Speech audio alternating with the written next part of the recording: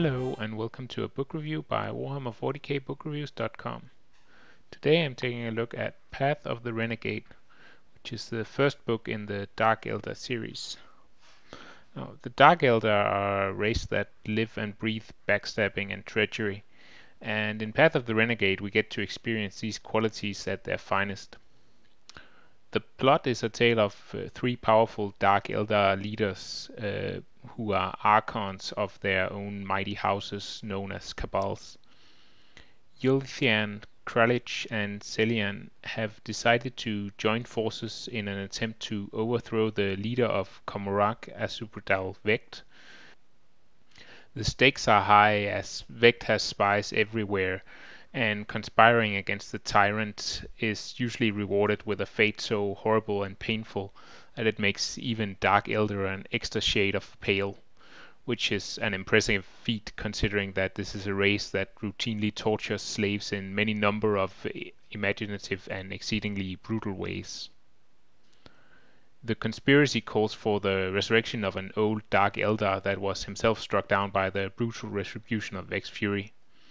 Only the mystical and arcane ritual conducted by the secretive Homunculus order can bring this Dark Eldar back to life, and only through the use of some very special components that must be acquired by the conspirators at great risk.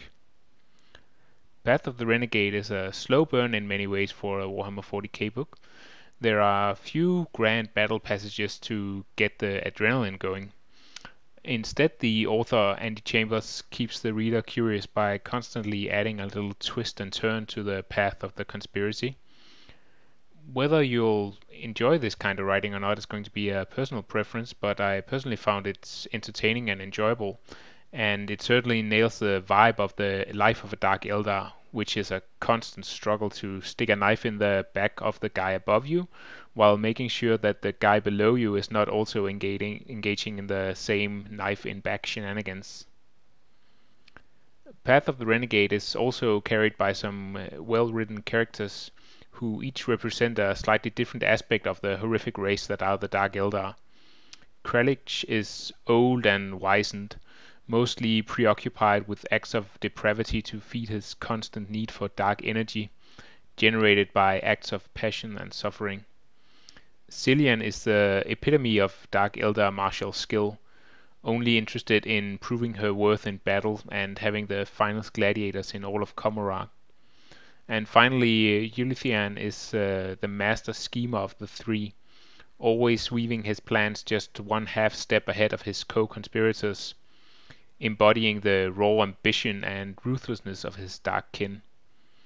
Chambers does a great job of portraying the Dark Eldar and strikes a fine balance between motivated brutality and the sadistic malice that is a trademark of this race. Ultimately, Path of the Renegade is a good read for any Warhammer 40k fan, provided you are not heavily dependent on large battles to carry you through a book.